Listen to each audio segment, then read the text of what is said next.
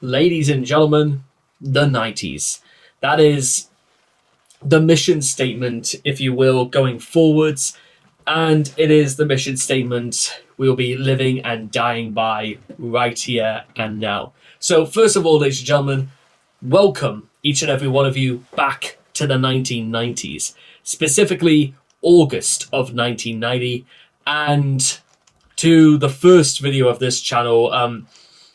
What I've always wanted to do, and this is something you're going to be seeing a lot of, is that we're just going to bounce around to different decades on different channels, and the mission statement is clear. Basically cover every single song that was released in every single year of that decade.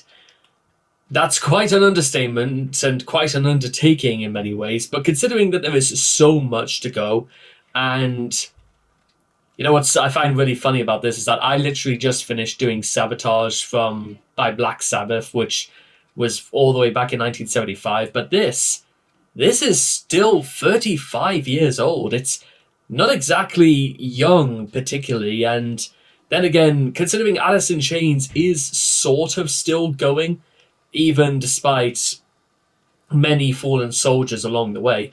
But one thing I will absolutely give Alice in Chains their flowers and their due course is the fact that, as you see throughout different decades, and certainly through different periods of time, is that standards in terms of what could be expressed, what else we can do, and what could be discussed more openly, and what else can we do with the advancement of technology, and maybe we can have an extra guitarist, or maybe we can have two drummers and stuff like that, or maybe our appeal isn't just in our music, maybe it's just in our image as well.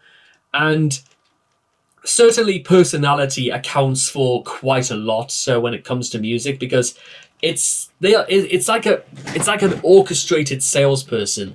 They're trying to sell you an idea, a concept, something that you can enjoy and consider like worth investing your time into. And certainly during the 1990s, with basically hair metal started to go out the window in place of grunge. So you go from things like in the 1980s, like Cinderella, and then you go straight into the 90s with things like Nirvana and Alice in Chains. But that's not just about just image and personality and, iconography is the things that stand out. And we will be covering Nirvana as well on this channel, just not quite yet. The reason why this brings us to why I wanted to do Alice in Chains first, specifically the album Facelift, all the way back from 1990, is because, well, look at the cover for this. It screams drug abuse. It screams going berserk. It screams going completely insane, but it's almost too colourful and too alluring to say no to. That's the thing about the chaotic state of quite a lot of iconography from the 90s, is that so much of it is just as well in your face, but also very, like, it's still its own little entity. Like watching things like, I don't know, maybe Boys in the Hood or even Natural Born Killers, both hit movies from the 90s, they still feel like just enough of their own thing that they can get away with a lot of things that circumnavigate in the sort of universes that they inhabit, whether it's in the late John Singleton or whether it's in one of Tarantino's earlier works. But with all that being said and done, personality, image, being of the times, not so much establishing, but this is just sort of really their thing, I guess you could say. And then, of course, there's the music itself. So, we may not die young, ladies and gentlemen, but we die young instead. So, here we go.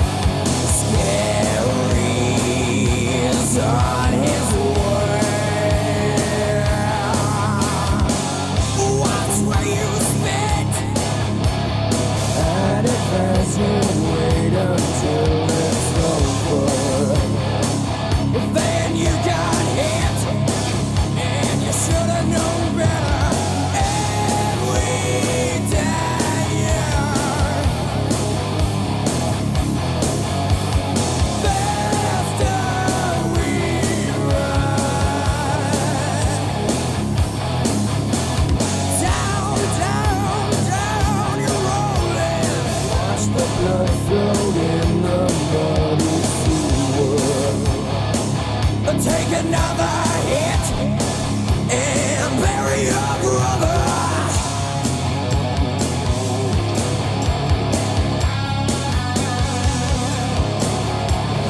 And we die young.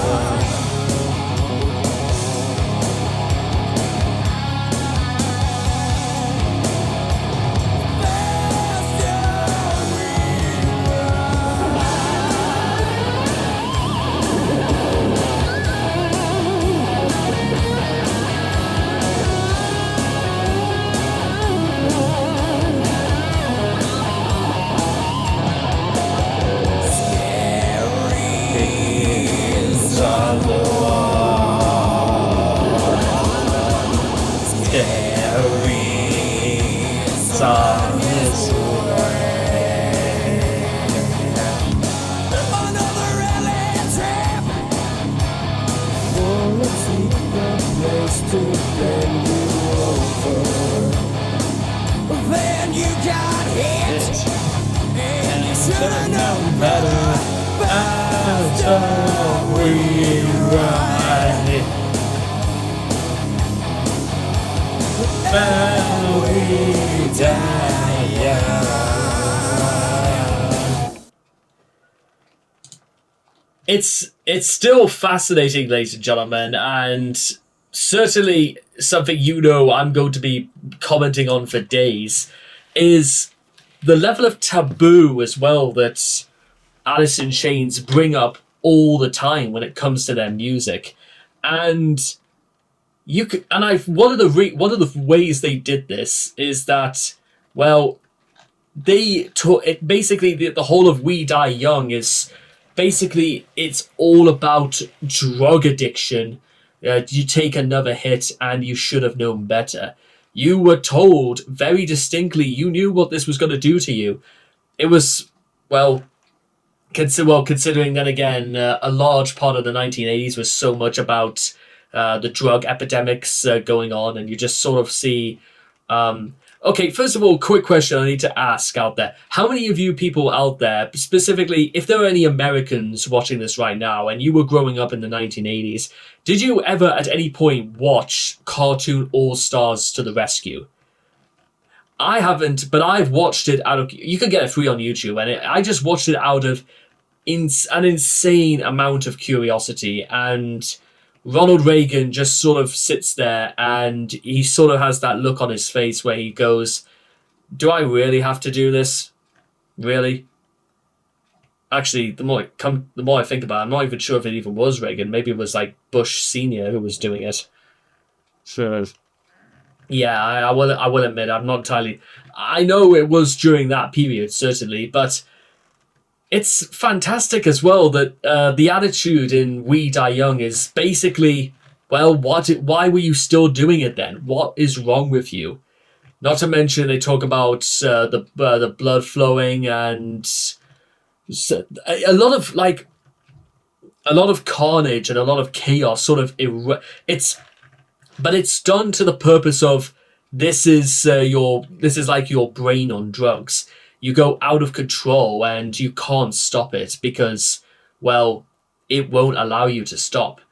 In fact, bear in mind that this sort of idea is not particularly lost on that. Bear in mind, one of the biggest songs of the 1980s, Master of Puppets, a song all about drug addiction from 1986, specifically was tackling in this, and it was also a part of what was pretty much the anti-drug culture.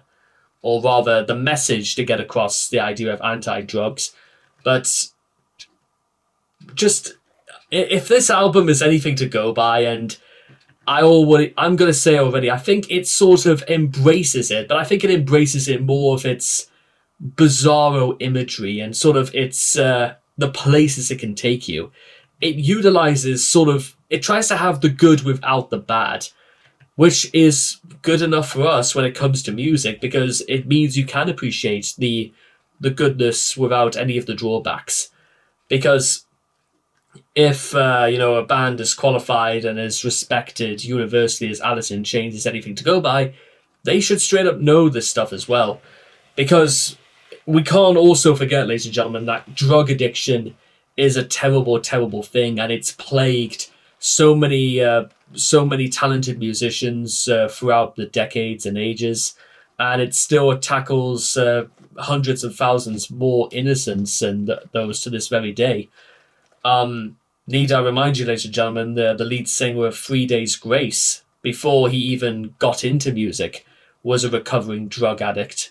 And a lot of the earlier stuff from 3 Days Grace specifically is all about confronting your demons and about the hell you face when you are literally put into a room on your own and you've got nothing to satisfy you and the withdrawals start kicking in. I would love to see for there to be a song that Alice in Chains does that's like about withdrawal, but you don't really see that many songs actually about withdrawal, so maybe that's something to look out for. But with all that being said and done, I hope all of you guys enjoyed We Die Young by Alice in Chains, and I cannot wait to see you guys again in the next video. So take care, and bye for now.